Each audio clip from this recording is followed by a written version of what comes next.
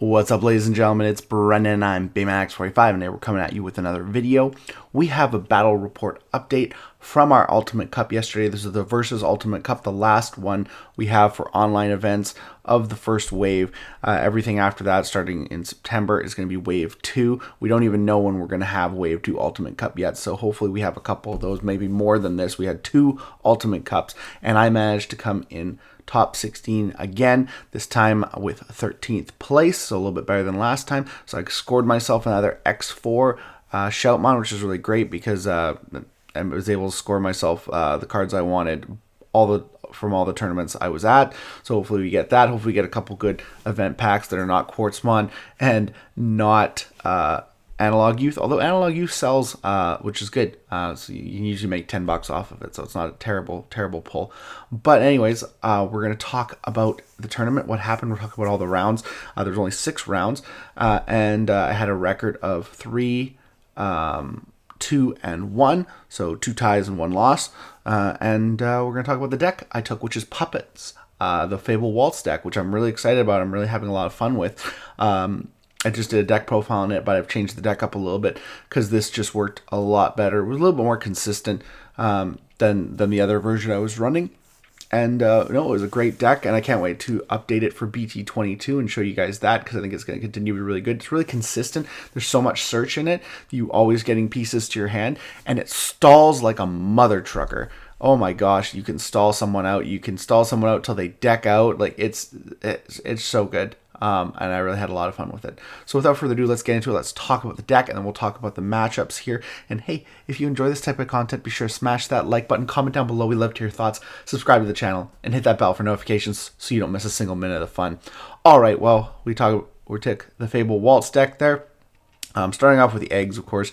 Kieramon, the draw egg. Well, you have another Digimon. It goes off like 90% of the time. There's like maybe one time where you can't have it go off, but it goes off a lot.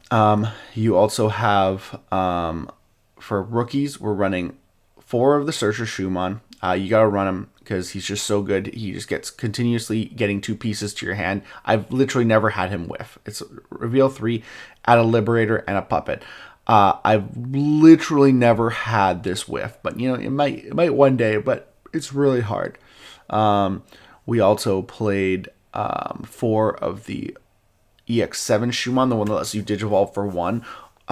This coupled with Promo Orisa makes your champion Digivolutions free, which is really great. But even just Digivolving for 1 is so good.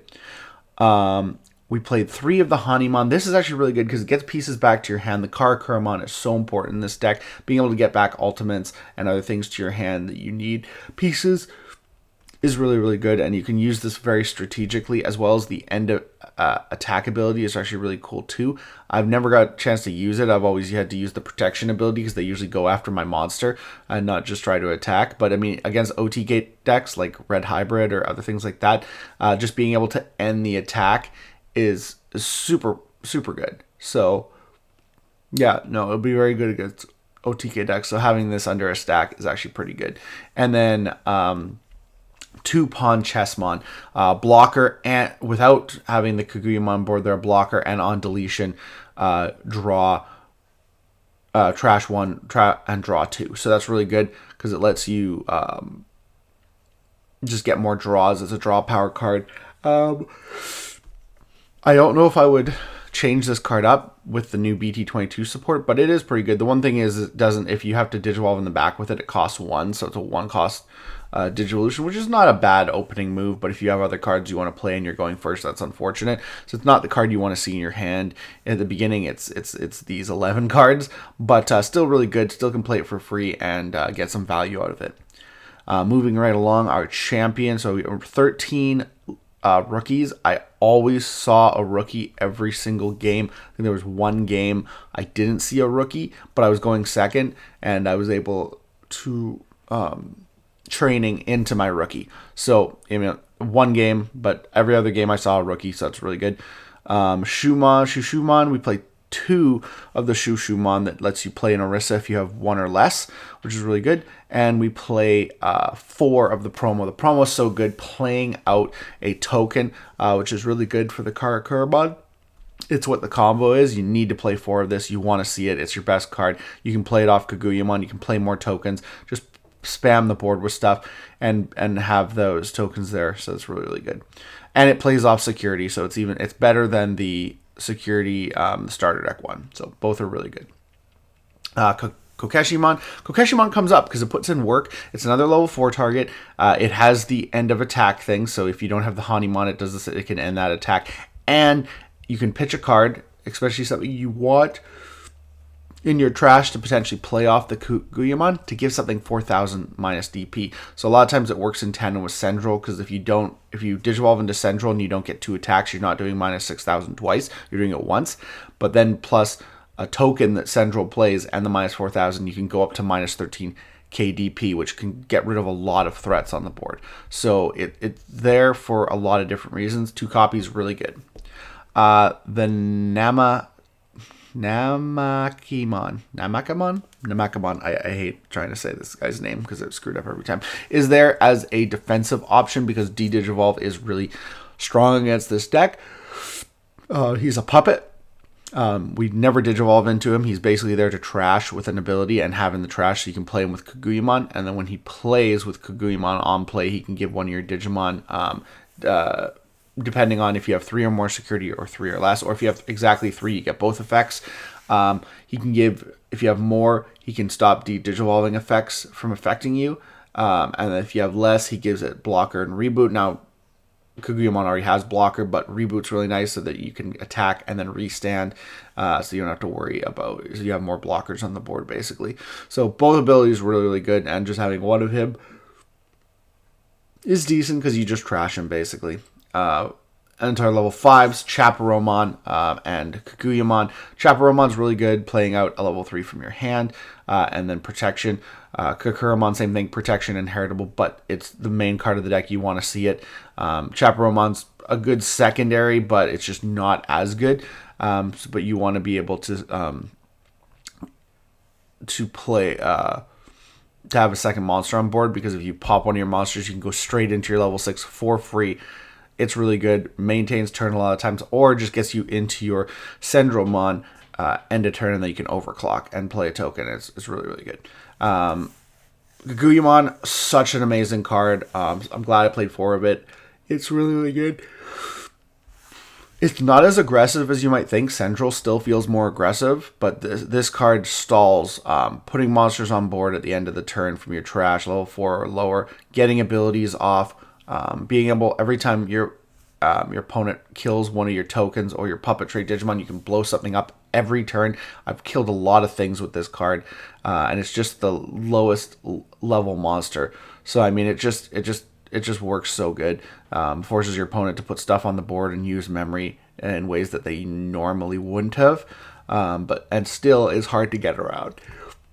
Plus, it gives all your puppets alliance and blocker, which is really, really good.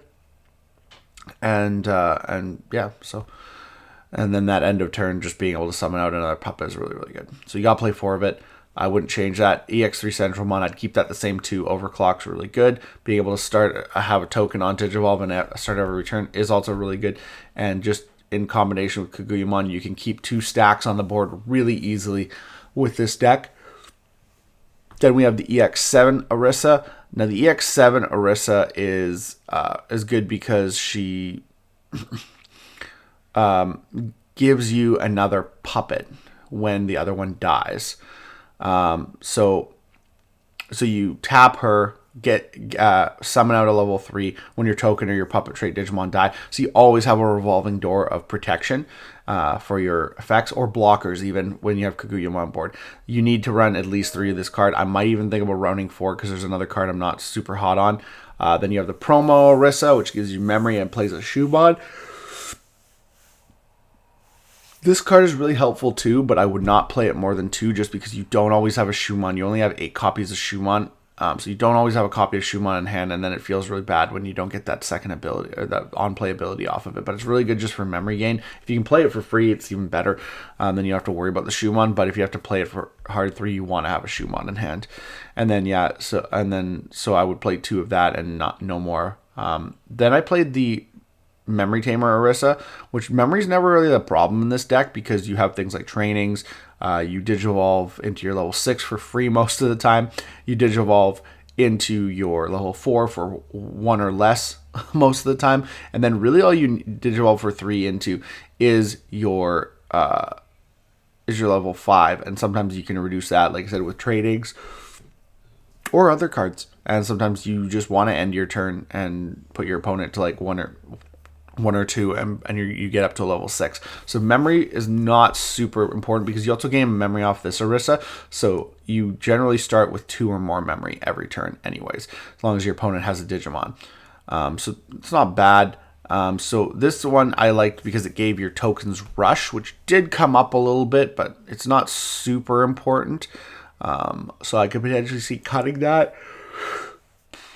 What I would cut it for was probably either just a 4th training or a 4th EX7 Orisa. I feel like that might be too much, but the definitely training would be good.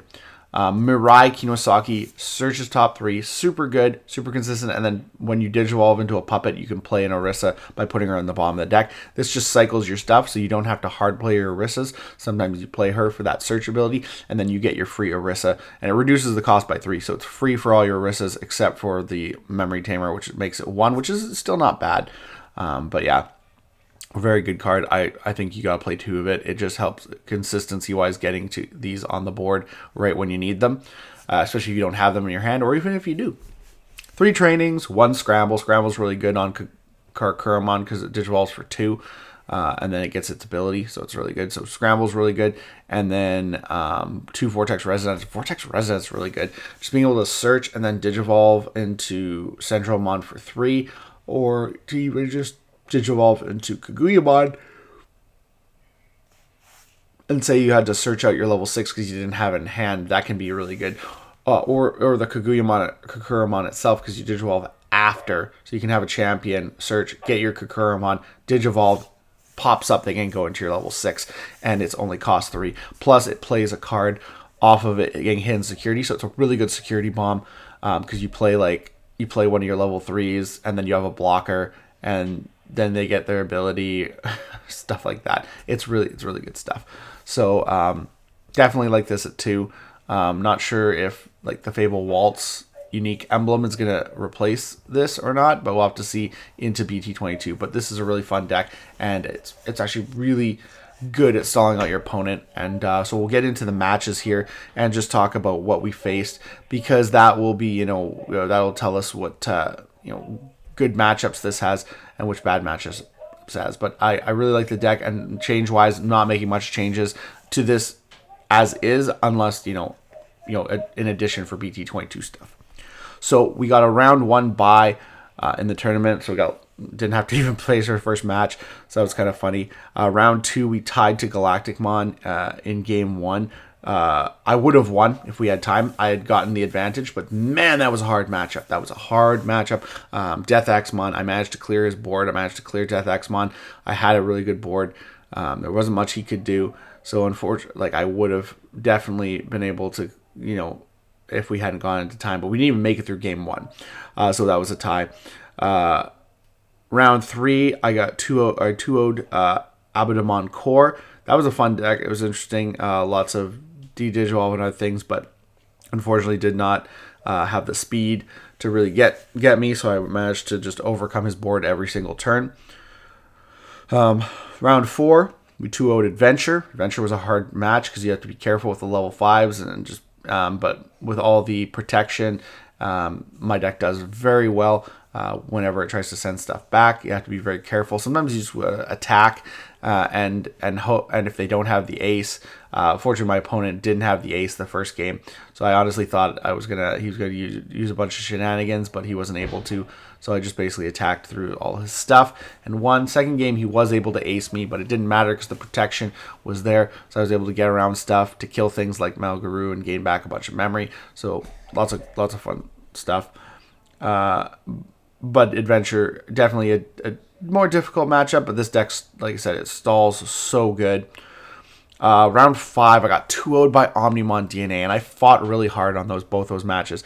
The first match, honestly, part of it is I kept hitting tamers out of security, and he just got tons of memory, Matt and Ty tamers, and just every time he would just hard play an Agumon for 3 and just hard play something, Digivolve, for 6, or hard play. He'd hard play like a for 8 and then get 6 memory back. So it was very difficult to get around the Omnimon DNA Digivolve. Especially with abilities like Alter S. Alter S was hard to get around, just because I was able to protect my stuff, but then he attacks and unsuspends and block, and then you trash the security, and then it just so much to get around. And then he can put it on top of the deck and then DNA Digivolve again. So it's definitely really hard to get around Omnimon. That was a really hard matchup. But like I said, I fought really well. I thought I might win that second match, but he just managed to OTK me. And I couldn't and didn't have enough stuff, and I left him in a pretty precarious position. So, but again, I hit a tamer off, and that's all he needed. He needed that extra memory, and I gave it to him. So that was unfortunate. Last round was a tie in time after game 2. And that was to Leviamon. Game 1 I won. I was excited because I knew I'd probably get top 16, at least if we got the tie. And I knew we wouldn't get past game 2 because we were 16 minutes left after game 1. And unfortunately, I would have had game 2 as well, had I potentially left him with less memory. But I left him with 3 memory. I could have, if I would have played it, I could have left him with 2, and that might have made the difference. But he was able to basically to OTK me, unsuspend, and attack. So unfortunately, that was where we are at for that, and I didn't have enough blockers or stuff. I didn't actually have anything on the board because he managed to clear my board, so I didn't have the right amount of stuff to deal with him. So that was unfortunate, but it is what it is. You gotta, sometimes you lose because of that. Sometimes you gotta really think. I thought I would be fine giving him 3 memory, but I didn't realize how crazy that deck is. I think all he had was a scramble too. Scramble and a cool boy. So the memory gain wasn't huge, but the stack memory gain was good too. So yeah, that just unfortunately did not work out for me. But we got the tie. We didn't even play game 3 because at that point we were already in time. So that would be my matchups, guys. That's what happened. It was a really fun tournament. Really great. I think shout out to Donkey Knog. I apologize if I don't pronounce that right. He's a DigiTuber, and he was my last match, so that was really cool meeting him. So I'll have to go check out his channel more. I think I've watched some of his videos. They're really good. They're better than mine because I'm just a small time kind of guy, but definitely check out his stuff because I think I've had fun watching it before. And great guy to face, great matchup. Rockin' Leviamon still, years after its prime, but it's still a really great deck. It's always a really great deck. So I mean, it's always a good meta call, just because it can kill really fast. But that is it. Tell me what you guys think about this battle report. Do you like the deck profile? Do you like all this stuff? Is it really, really good? Or do you think I did well? Top 16? Do you think I could have done better?